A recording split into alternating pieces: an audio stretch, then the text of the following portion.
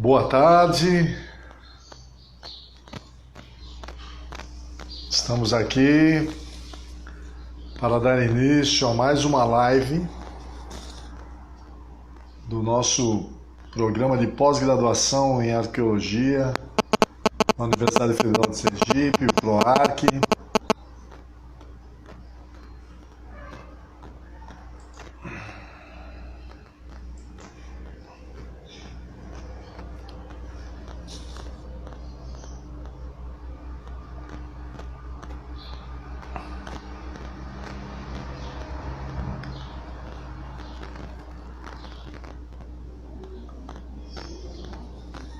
Esperando aqui.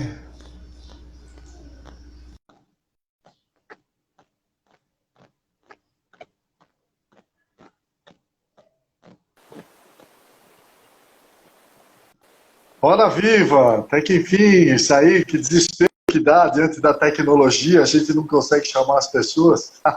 Tudo Aham. bem, Luciana? Tudo bem, Gilson, tudo certo.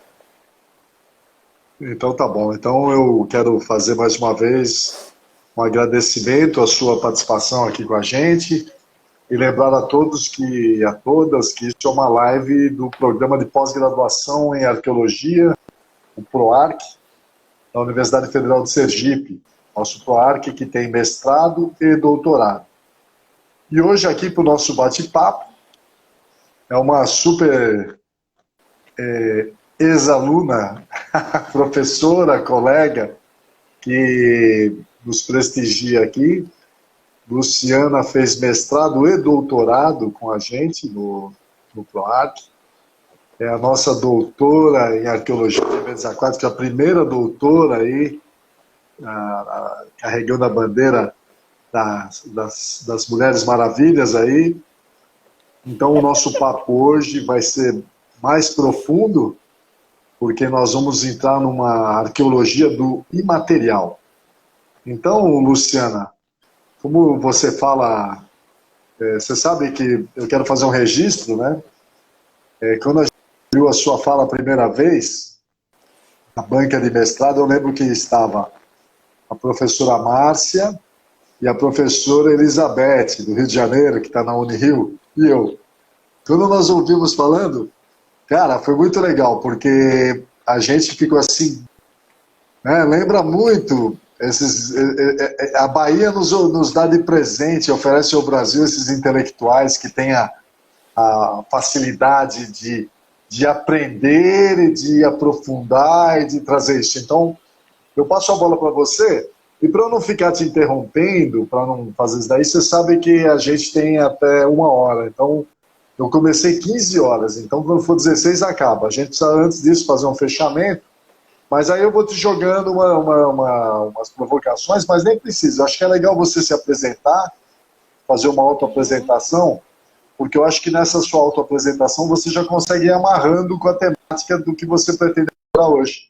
Eu vim aqui só Tá para certo. abrir o baile e ficar vendo você se apresentar. É uma satisfação Tá bom. imensa tê-la aqui com a gente e agradecemos em nome de todos os professores e alunos do programa de pós-graduação.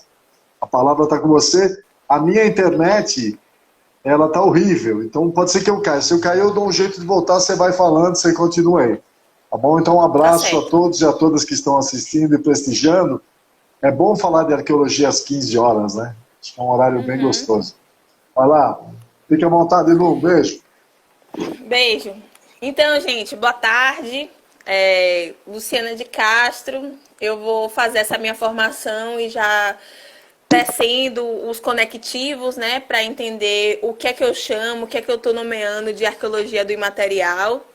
Eu sou formada em História, bacharel e licenciatura. E fiz um primeiro mestrado em estudos étnicos e africanos aqui no Pós-Afro, na Bahia, né, em Salvador, na UFBA, com um tema de pesquisa que foi já um desenvolvimento do projeto de monografia, né, da monografia em si. A monografia em história, ela voltou-se para ampliar a perspectiva do que oral. Então, a oralidade seria esse meu campo de problematização. Eu vou o silêncio como um humanismo, comunicação no interior dos terreiros de Candomblé. E aí, primeiro marco, eu inicio a minha vida acadêmica para estudar as religiões de matriz africanas. Por quê? Porque, diferentemente dos intelectuais que vão se debruçar pelas religiões de matriz africana após, né, o seu contato científico, o meu foi o inverso. Primeiro, eu tenho um contato com as religiões de matriz africana, mas principalmente pela minha iniciação aos meus 15 anos. E desde os meus 15 anos eu já tinha muito em mente que era nas ciências humanas que eu queria construir a minha carreira, que eu queria ser pesquisadora. Só que não havia arqueologia na Bahia, né, nesse período. Havia a nível de pós-graduação, mas tudo com grupos de estudo e ainda é hoje. Hoje a gente tem o programa de graduação, né, em arqueologia da UNEB, no qual eu faço parte em Santo Antônio de Jesus, mas lá em Paulo Afonso, e já temos outros programas de pós-graduação, como o da UFRB. No entanto, lá, que é onde eu começo, o que eu tinha acesso de arqueologia era, de fato, a cultura material. Então, a materialidade, ela também faz parte do complexo da oralidade, porque a gente tem uma ideia de que oralidade é uma oposição à palavra escrita, à grafia. Então, a palavra falada como um to ou um binômio, né, contraposto à grafia. E no dia que a oralidade é um complexo essencial em que todas as outras linguagens, elas estão dialogando. Então, inclusive a grafia. Então, uma sociedade oral, ela não está abrindo mão da grafia, mas ela vai estabelecer relações muito mais amplas do que essa hierarquização. Entende que hoje a sociedade ocidental detém, né, pela grafia. Então, dito isso, eu começo a entender que o silêncio é uma linguagem ritual altamente importante para a transmissão de conhecimento, para o ensino-aprendizagem, a partir do estudo de um culto específico, que é o culto das ancestrais femininas das Iami, na qual a minha mãe, consanguínea, é a sacerdotisa. Assim sendo, eu fui para o mestrado, para estudar não mais o silêncio, mas a partir agora de uma perspectiva, aquilo que era estritamente a nível da linguística, da linguagem, passa a ser um estudo de relações de poder. E dentro dessas relações de poder, a materialidade novamente reaparece como o grande instrumental de estabelecer comunicação com o mundo do invisível. Então, é através da materialidade, das panelas, dos vegetais, dos minerais, né, dos utensílios, das roupas, das cores, dos cheiros, das texturas, é que vai estabelecer essa comunicação com o mundo do além. E foi nessa perspectiva que eu vou me deparar com o primeiro edital, né, do programa de pós-graduação em arqueologia da Federal de Sergipe, porque eu faço parte da primeira turma de mestrado e também da primeira turma de doutorado. Isso é muito gratificante, muito feliz, porque era uma perspectiva da minha vida e que eu fui encontrar nas margens do Cotiguiba. Então, em Laranjeiras, uma cidade histórica, uma cidade muitíssimo importante, não só para Sergipe, mas para todo o Nordeste. E aí, a minha orientadora na época, a professora Miriam Rabelo, tinha ido para um pós-doc, se não me engano, e fiquei com essa possibilidade, né? essa tentação mesmo de me matricular, de me inscrever nesse processo seletivo. Só que a arqueologia, ela só era, de fato, um desejo. Eu não tinha material teórico metodológico. Porque a história e a antropologia, quando se debruça, né, diante a cultura material, diante ao cotidiano, não detém o corpus teórico metodológico que a arqueologia, que a museologia, ela vai se sustentar.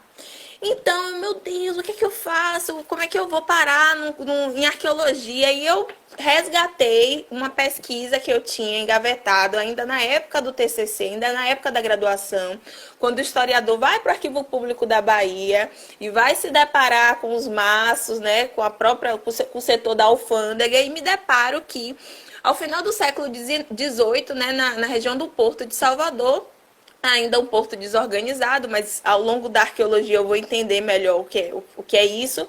Eu me deparo com a entrada, né, de produtos orgânicos, produtos vegetais, folhas, raízes, caules, entrecascas, né, de produtos vindo da região da África Ocidental, mais precisamente do porto de Lagos, né, na Nigéria, e também do porto do Daomé, de pessoas, né, de africanos livres que estavam entrando com esses produtos ou solicitando esses produtos para a fundamentação, a institucionalização do candomblé, uma religião nascente.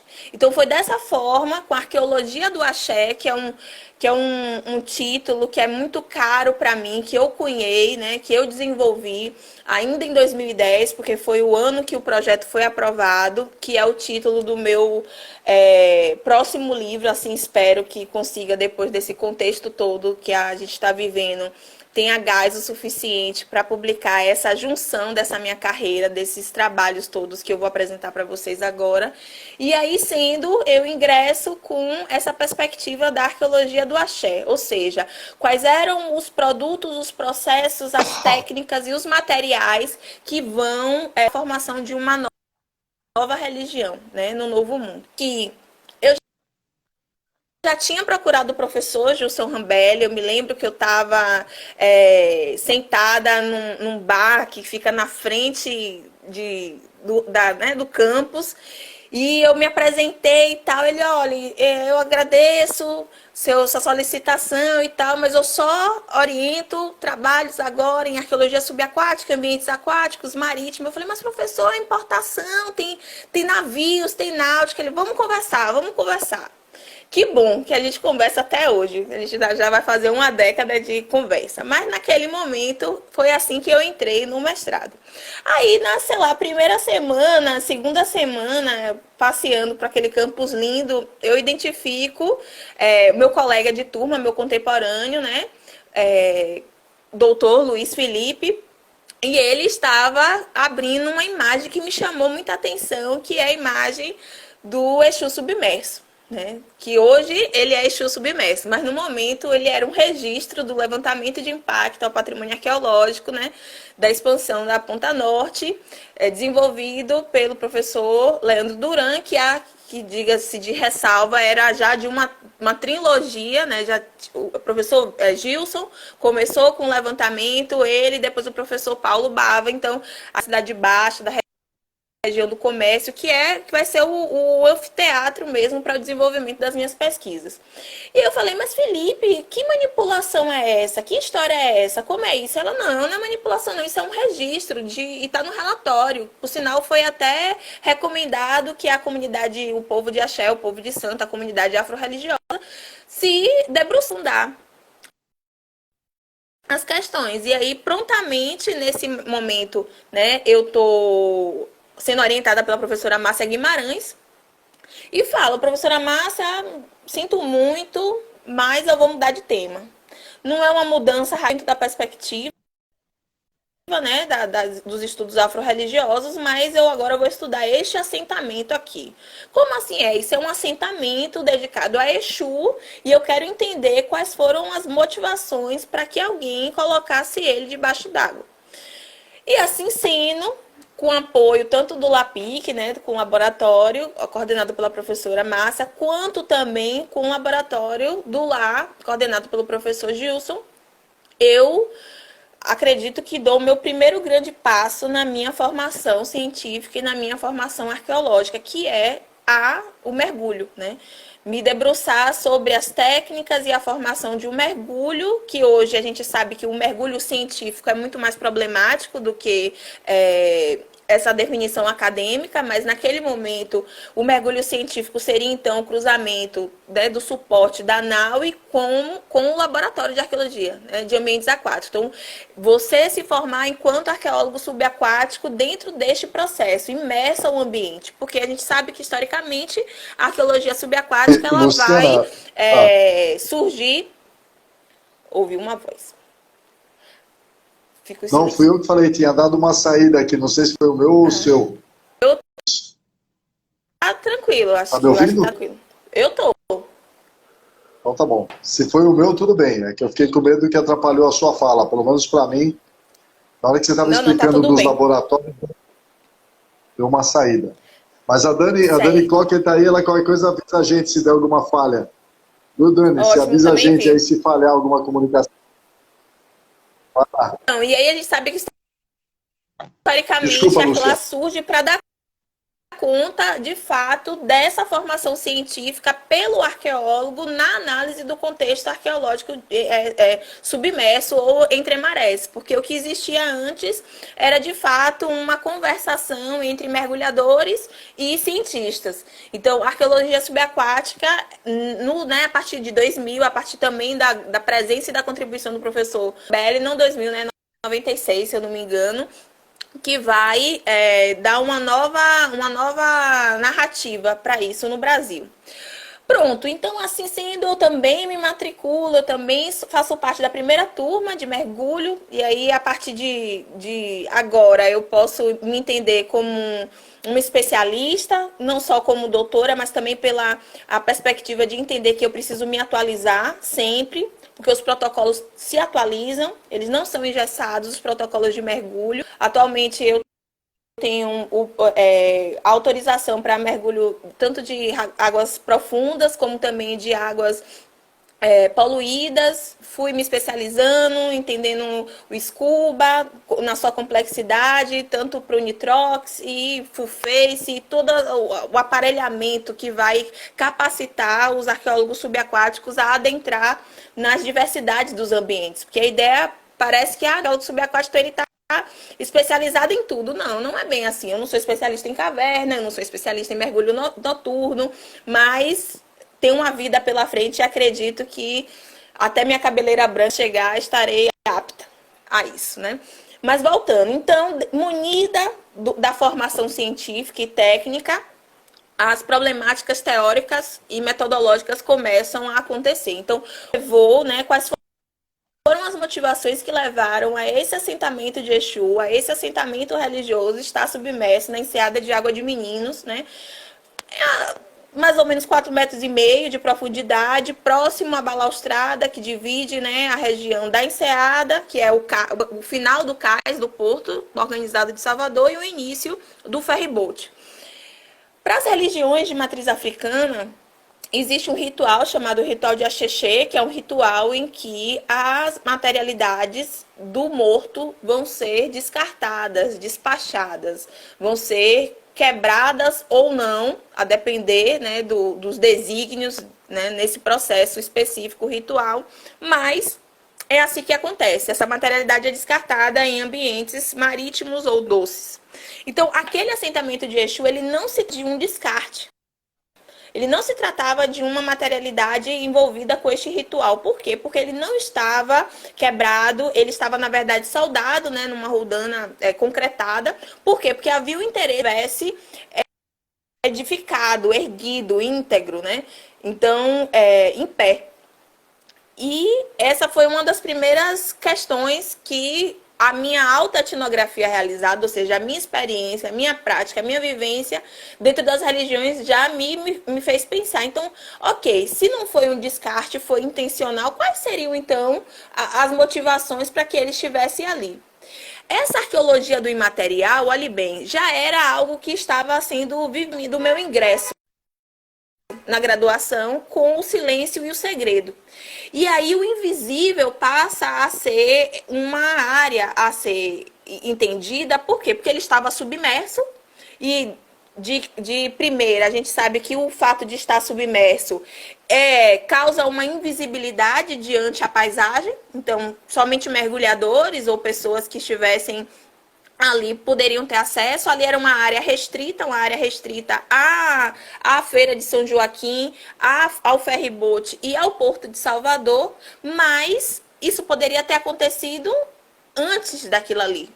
Então, inicia um outro processo que a arqueologia vai contribuir, que é os processos de datações, né, de datação das materialidades.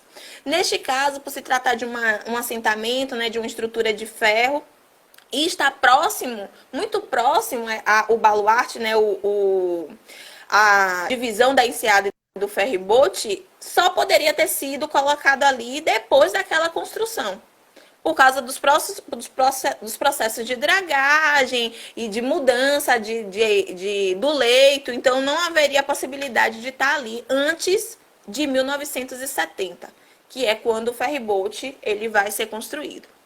E aí começa a parte, vamos dizer assim, do imaterial, que não é porque a gente não vê que não existe, não é porque a gente não sabe que os outros não sabem.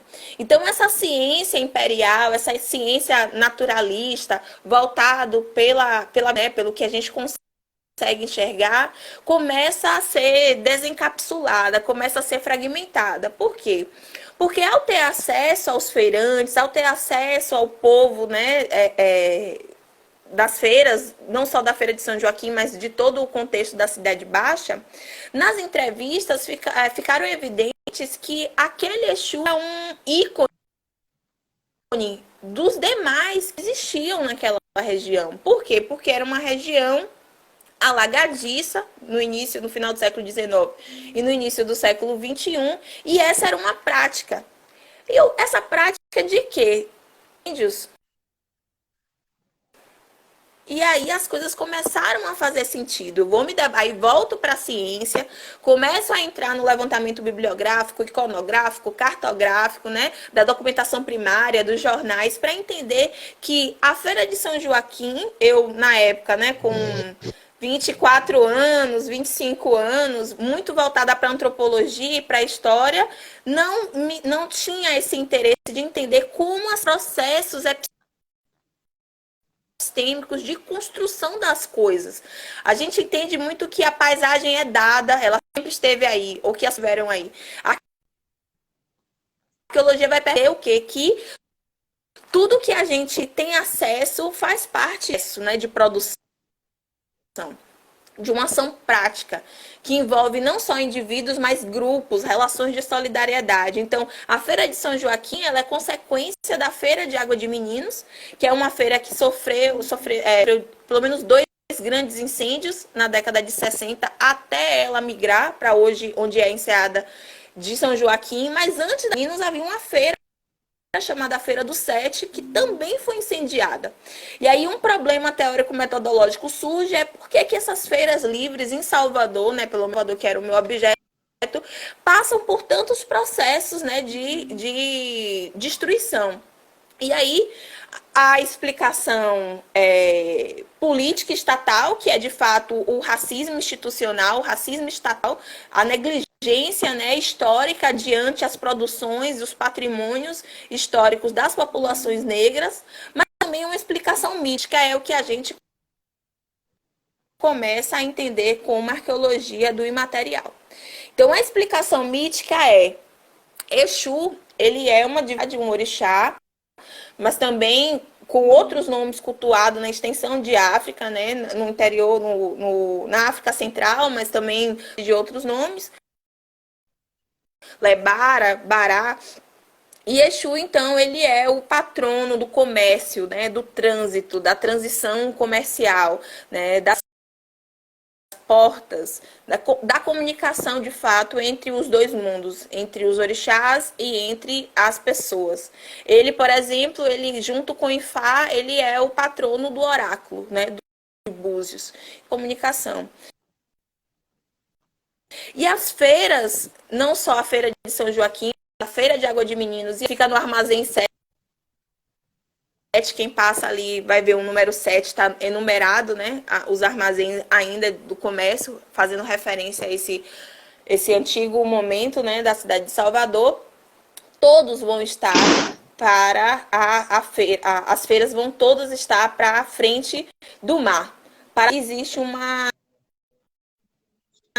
todas elas têm cais, né? Tinham cais, e a Feira de São Joaquim também tem um cais, que vai estabelecer a comunicação com o recôncavo baiano, com o interior da Bahia. E esse processo é importante falar que é isso. Miticamente, Exu, ele é a divindade das portas, mas a porta de uma feira livre, aqui numa cidade portuária e colonial como Salvador, é o mar. Então, a estrutura ela estava fixada no seu lugar. E esse lugar é bem interessante porque vai ser um dos grandes temas do meu doutorado, que vai ser em seguida, que é a competência da estrutura de um lugar sagrado, de um lugar livro dos saberes do decreto 3550, né, de 2000. Então, há uma produção específico, instruído tanto pelo mito e assim sendo as entrevistas não só com os feirantes, e aí entra uma parte que eu posso falar agora, porque já sou mestre, já sou doutora, e não há quem, vamos dizer assim, questione a minha legitimidade. Ah, quem questionar, né? Mas com o título é meio complicado. Que foi as entrevistas que eu realizei com pessoas incorporadas, né? Com pessoas, com marítimos, com espíritos, ou eguns, ou exus, a depender da classificação que vocês deem, que é o povo do mar. Então, a gente tem uma bibliografia voltada para a antropologia marítima, tem uma bibliografia voltada por esse povo do mar, por esse povo marítimo, né, que confere a faina confere o trabalho, mas eles, então, dentro dos candomblés, estão salvaguardados por esse processo de comunicação. Então, entrevistei piratas, marujos, doqueiros, povos que estavam sendo trabalhadores, sendo registrados por Pierre Verger, por exemplo, mas a gente só via enquanto uma foto, enquanto uma imagem. E aí eles vão me dar algo que casa com as entrevistas e casa ainda mais com o que eu tive que realizar. Não de comprovar, porque eu não estava interessada em comprovar o que eles estavam me falando. Utilizá-los como um sinal, utilizá-los como uma abertura para a produção de uma ciência mais aberta, mais ampla, por que não agora simétrica. E eles vão informar que sim, aquela região era uma região alagadiça, que era uma região de mangues, e aí eu vou lá no departamento, né, de geofísica da UFBA, encontro algumas teses que mostram o processo de formação da faixa litorânea da Cidade Baixa, e é assim que eu chego na compreensão dos aterros, que é um capítulo desse trabalho de dissertação, que é os aterros antrópicos. Então, os aterros antrópicos que vão produzir a faixa litorânea da Cidade Baixa, eles vão estar estabelecidos por dois grandes fatores. O primeiro fator, que é de fato a acomodação do tráfico transatlântico. Se a gente pensar na primeira metade do século XIX, há um boom de pessoas da costa ocidental, então populações iorubás na sua diversidade, ondos, equitis e jexás começam a chegar em grandes quantidades, como também populações oriundas do Benin, né, do antigo reino do Daomé, Euês, Fons, vindo para cá. Então precisava construir uma desorganizada, precisava agora começar a ser organizado pela iniciativa privada, mas para comportar, e aí o professor Rambelli vai ser a partir dele que eu vou entender isso, começa a construção de uma tecnologia naval própria para esse período, que vai aumentar a capacidade dessas embarcações de acumular pessoas, cargas e mantimentos. Então, há uma alteração nas embarcações para suportar o tráfego transatlântico. O segundo processo de aterro já vai ser já no final do século XIX, no início do XX, mas a partir já de um outro ideal. Não mais pelo processo de escravidão, mas agora pelo processo de modernização. Então, instaurado pela Belle Époque, instaurado esse ideal de higiene, de limpeza étnica, né? As praias, e aí toda essa faixa litorânea, que era um espaço ocupado, vivenciado as populações negras, passam a ser, então, alvo dessa política de embranquecimento. E aí casa muito com o que eu venho trabalhar no doutorado, que é o processo de construção da praia. A praia enquanto um lugar cultural, enquanto um lugar, né, que vai ser construído historicamente e alterado a partir de processos vivenciados pelas pessoas. A gente tem aí dois dois grandes impactos, que é o quê? A arqueologia do imaterial, então, seria uma arqueologia voltada para a produção de conhecimento. Então, não significa que eu vou estar trabalhando com o que não existe ou com o que é intangível. Não. A imaterialidade, ela está intrinsecamente relacionada à materialidade. Mas nos permite, enquanto arqueólogos e arqueólogas, a entender que as coisas são feitas, coisas são produzidas. Existem processos, existem propriedades intelectuais que estão associadas, as coisas não nascem prontas. E isso é muito importante quando a gente está falando, por exemplo, de patrimônios negros, de patrimônios de matriz africana, em que essas populações, ao longo dos séculos, e a revelia, né, atualmente ainda é objetos de estudo. Não existe mais essa dimensão entre sujeito e objeto. Porque isso é uma construção pseudo-esquitude, né, do naturalismo da Europa, em que se coloca a posição do analista como o topo, né, do desenvolvimento da análise e os outros enquanto objetos. Hoje a gente sabe, e pelo menos precisa larga escala, que o conhecimento é um produto compartilhado. Não é só feito entre orientandos e orientadores, mas também com colegas, com os bate-papos nos corredores, com as conversas de bar, com os sonhos, com outras metodologias que o naturalismo nega. Então, essa arqueologia do imaterial é, de fato, redimensionar o olhar dos arqueólogos e das arqueólogas muito presos a essa materialidade visível das coisas, dos materiais, entender as potências associadas aos materiais. Então, a materialidade, que a gente sabe que é formada por corpos, objetos, estruturas, paisagens e também o deslocamento espacial, né, a mobilidade, passa então a ser alvo da arqueologia para entender como as populações, como as culturas, as sociedades, elas vão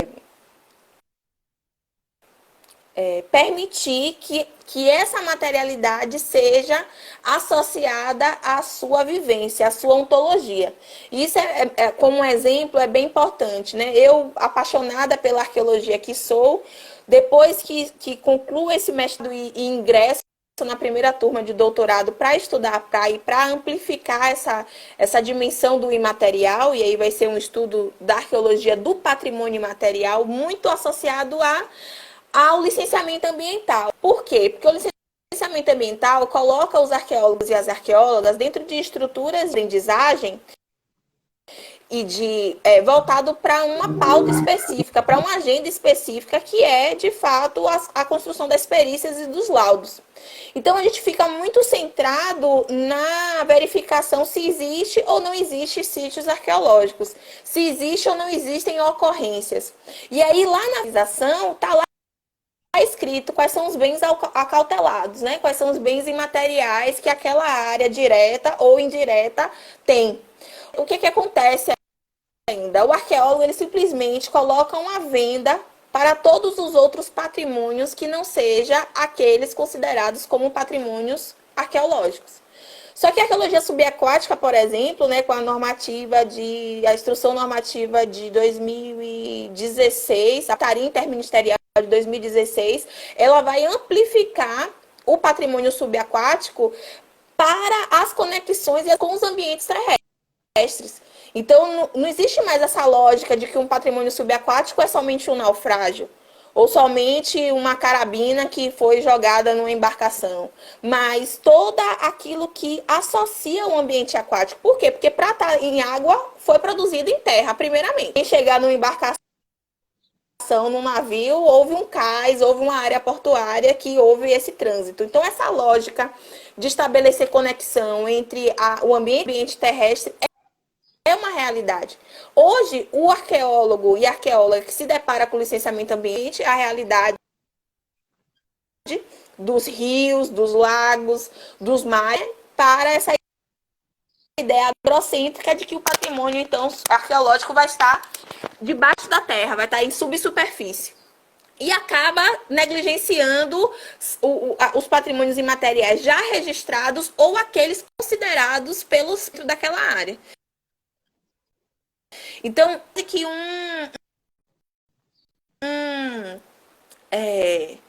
uma denúncia de que arqueólogo e arqueóloga é esse profissional que atualmente está tendo acesso às comunidades vivas, que está tendo acesso aos patrimônios imateriais, porque ele, através do licenciamento arqueológico, né, dos processos de autorização, que o pesquisador das áreas de ciências humanas vai ter acesso às populações, porque o antropólogo, o etnólogo, ele, na grande maioria das vezes, eles são contratados para laudos de demarcação de território. Grandes processos de diagnósticos culturais e socioculturais, quem faz somos nós. Então, ou a gente começa a se debruçar para além dos cacos, né, cerâmicos, líticos e toda a fernália que forma a nossa ciência, ou de fato nós estaremos contribuindo com o racismo epistêmico. Por quê? Porque nós temos o ordenamento jurídico que vai nos subsidiar e nos garantir a ter acesso, né, e a poder nos nossos relatórios realizar denúncias, realizar manifestos, certo? E aí, dito isso, ao final da minha tese, de 2017, eu entendi que eu precisava mais. Eu precisava continuar estudando arqueologia. E assim, ao invés de ir para um pós-doutorado, eu escolho fazer um segundo doutorado. E eu já estou para defender, né? Daqui a 4 meses, 5 meses, eu defendo essa minha segunda tese, que é também estudando arqueologia, aprofundando as relações metodológicas com a... Eu faço essa tese, de fato, para não coroar, porque acho que é muita prepotência, mas para aquilo que eu tinha considerado como verdade e amplificar na minha perspectiva outros universos.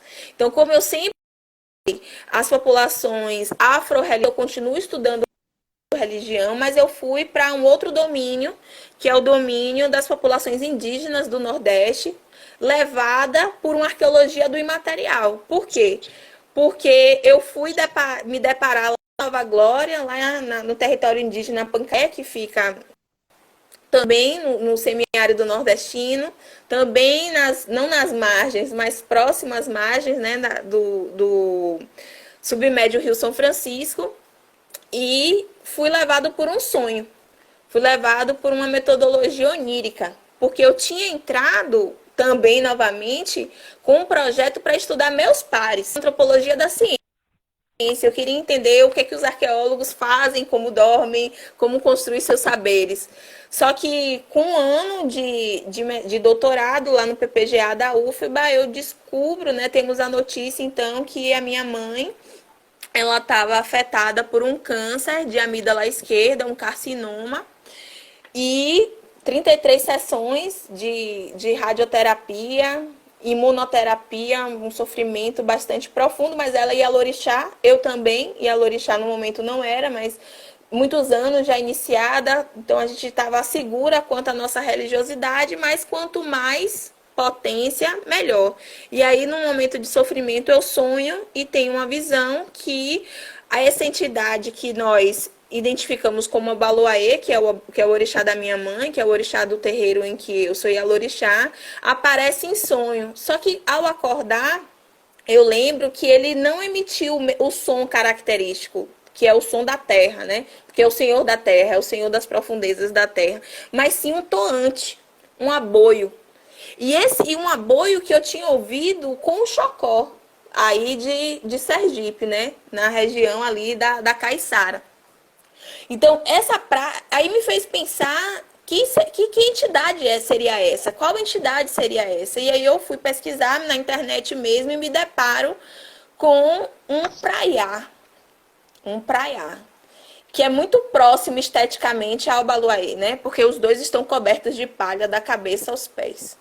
E aí, a partir daí, eu altero o meu estudo de pesquisa, porque eu vou conversar com o meu atual orientador lá no PPGA, que é o professor Carlos Caroso, que ele, na década de 70, né, foi responsável pelo laudo antropológico da demarcação do território Pancararé.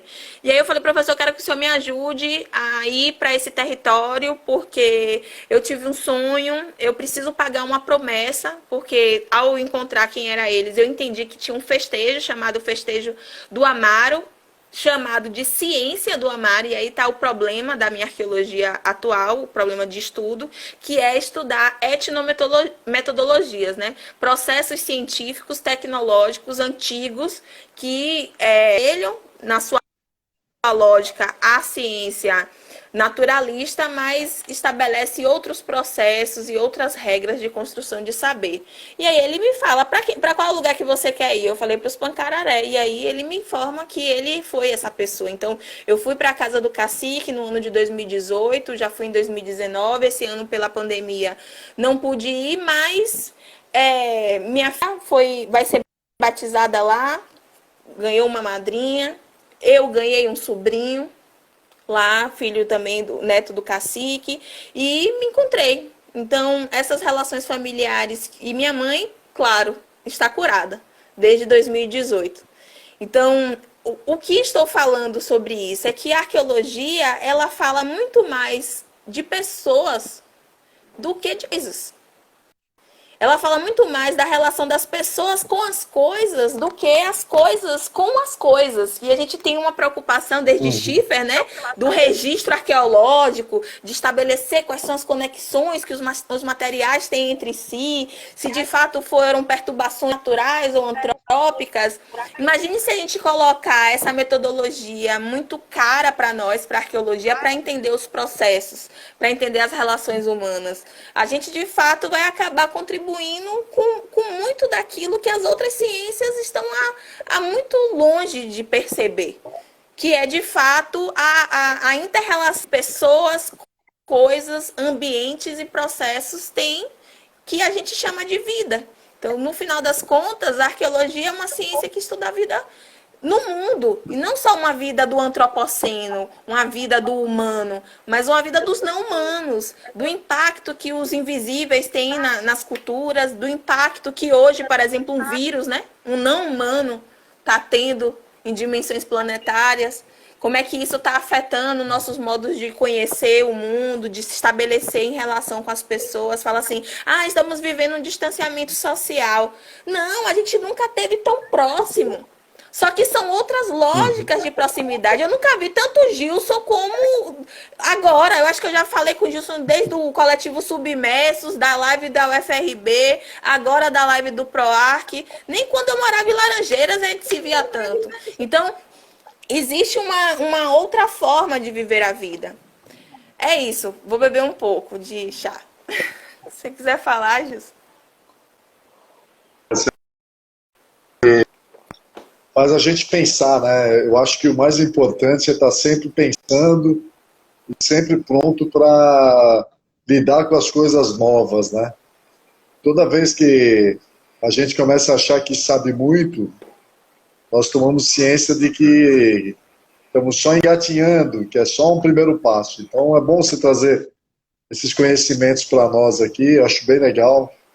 E só você falou do seu sonho, é muito interessante, porque eu vim para o Nordeste por causa do Carlos Caruso. Ele que me trouxe para a UFBA.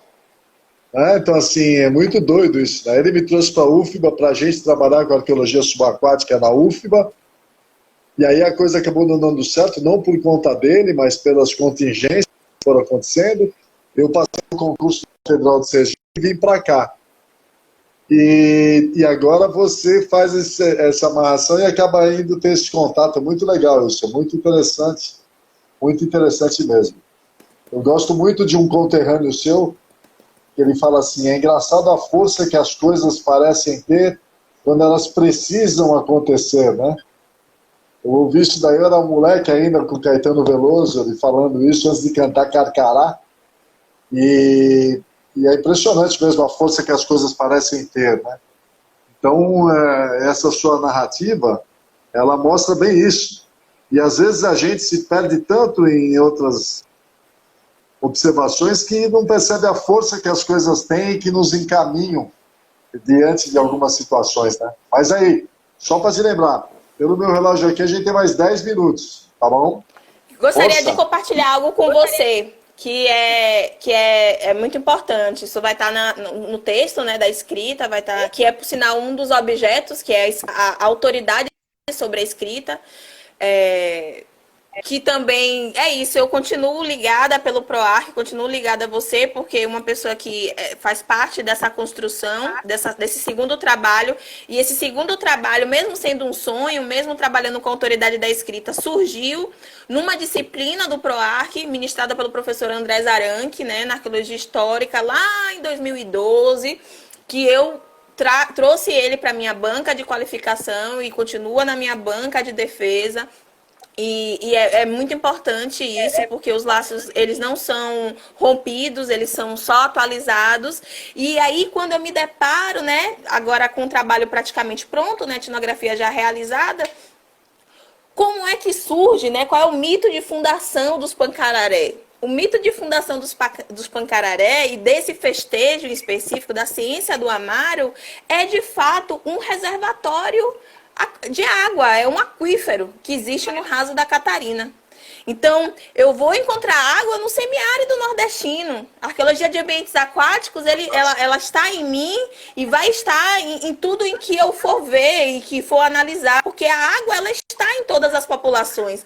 Só que a gente tem uma ideia de que a arqueologia de ambientes aquáticos, e aí, professor, já ali dizendo que eu estou terminando de amplificar completamente, né, esses campos que a arqueologia de ambientes aquáticos pode utilizar, tudo das cacimbas, dos poços, né, das músicas, dos toantes. Eu cheguei lá e falei com o Letinho, né, que se tornou um grande amigo do meu marido, mas que também é meu interlocutor. Eu falei: ô Letinho, por favor, você conhece algum toante, né, porque existe a linha das águas lá, né, tem a linha que não é muito cultuada nessa família em específico, mas ela existe. E ao se deparar com esses toantes, eu vejo como é importante o misticismo, né? E essa comunicação com essas entidades que, para eles, o nome é encantos, né? Que são os encantados que vivem nas águas, não só do Rio São Francisco, mas numa poça de chuva, numa cacimba, numa água, num deslocamento de alimentar os animais, para poder nutrir os animais. Então, isso me deixa bem emocionada, porque de fato é quase que uma confirmação de tudo aquilo que eu venho construindo.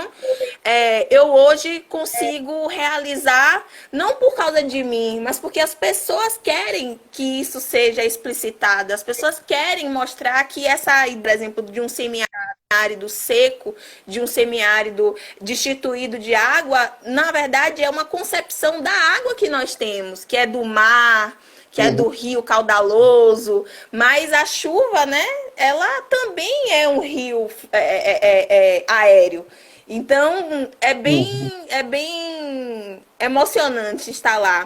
E aí, até as lágrimas, né? Sim, com certeza, com certeza, com certeza. E aí, o fato de estar lá, né, no terreiro sagrado, lá no Amaro, dentro do raso da Catarina, no primeiro ano também foi bem impactante, porque eu venho de uma família que né, de 4 gerações que eu saiba, cultua os encantos, né, cultua os encantados, e eu me deparar lá no raso da Catarina com a imagem de Iemanjá, no meio das outras imagens de caboclos. E aí eu perguntei pro cacique, o que uma imagem de Iemanjá, de outra religião, de outra realidade, tá fazendo aqui junto com o crucifixo, né, com o cruzeiro, com os caboclos? Ele falou: minha filha, sem água não existe vida, sem água não se faz nada.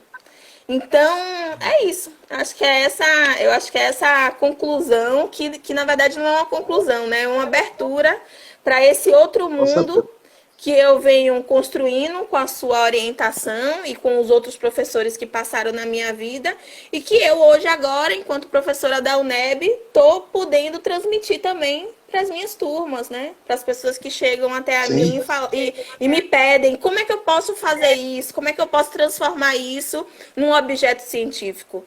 Tudo é objeto da ciência. A diferença só é que você precisa abominar essa palavra de objeto e entender que aquilo ali que você está estudando ou é uma área ou é uma pessoa, mesmo sendo uma estátua. É isso. Com certeza. Maravilha, não, assim, é aquela coisa que a gente vai ficar pensando muito, né? Porque quando você fala da água, essa relação com a água, ela é muito doida mesmo. E como esses povos, né?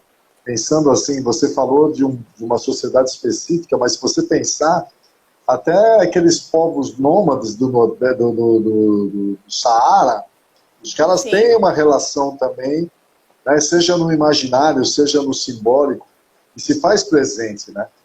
Então, o que cabe é que os arqueólogos passem a entender isso, né, nas suas observações, né? Porque se é difícil a gente falar do imaterial, talvez seja difícil a gente falar do que não é visual. Eu acho que essa que é a grande sacada, porque eu estou lendo um livro agora bem interessante durante a pandemia, e foi o Zé que deixou para mim, o Zé Pellini, que é sobre o gorila invisível, né? Aquela pesquisa que os caras fizeram, e mostrando o quanto a nossa mente, quanto a gente é enganado o tempo todo sobre a nossa mente. E a nossa mente de arqueólogos, de ólogos e mais ólogos, às vezes nos tira, nos engana ainda mais, né? O que a gente já é enganado normalmente. Então, conseguir romper com isso é impressionante. Como eu falei, vou contar uma história aqui de vocês rapidinho. Eu fui fazer o trabalho com o navio negreiro também por causa de um sonho. E aí você falou do seu sonho e eu me lembro e foi impressionante. Eu sonhei, olha que coisa doida, hein? Eu sonhei que eu estava procurando um navio negreiro. E aí, assim, acordei, sabe quando você acorda assim, fala, nossa, que legal, nunca tinha pensado nisso, levar adiante algo assim. Aí perdi o sono. Na hora que eu liguei a televisão, estava passando, adivinha o quê? Amistade. Pô, passando Amistade, que é a história das pessoas escravizadas que foram trazidas para cá e que acabam sendo chamadas de escravos. Né? Mas assim, e aí eu falei, cara, que loucura. E aí que eu comecei a trabalhar com essa perspectiva. E acho que a gente tem que se ligar mais nessa questão do onírica, né? Porque é onde talvez a gente toma contato com o nosso inconsciente e se conecte, como você, com entidades, com seres que querem que sempre nos dizem que muitas vezes a gente ou não os ouve ou não quer ouvir ou acha que está ficando louco. Mas eu acho que está na hora da gente começar a prestar mais atenção nisso, porque isso tudo vai se somando ao que a gente chama de conhecimento, ao que a gente chama de produção do conhecimento. E acho que esse é um grande desafio. Nosso tempo está acabando. É isso. Fecha Terminou. aí a sua despedida. Bom, quer Eu mandar uma gostaria despedida aí? Sim, claro, eu gostaria de agradecer ao PROARC, a essa formação continuada, ao Laboratório de Arqueologia e Ambientes Aquáticos, aos meus professores que me formaram e que foram também abertos a essas revoluções que eu trago em mim, que trago no meu corpo, né, de entenderem que era uma arqueologia diferente daquela que estava posta. Fico feliz que já se passaram 10 anos e muita coisa aconteceu desde lá. Eu estou no Instagram, quem quiser me seguir, né, para poder conversar. Eu sou orientadora há 24 horas, estabeleço comunicação e faço também essa contribuição, porque sempre tive abertura com os professores. Então, eu me sinto obrigada e responsável em também fazer isso com os que vieram e os que vão vir depois de mim.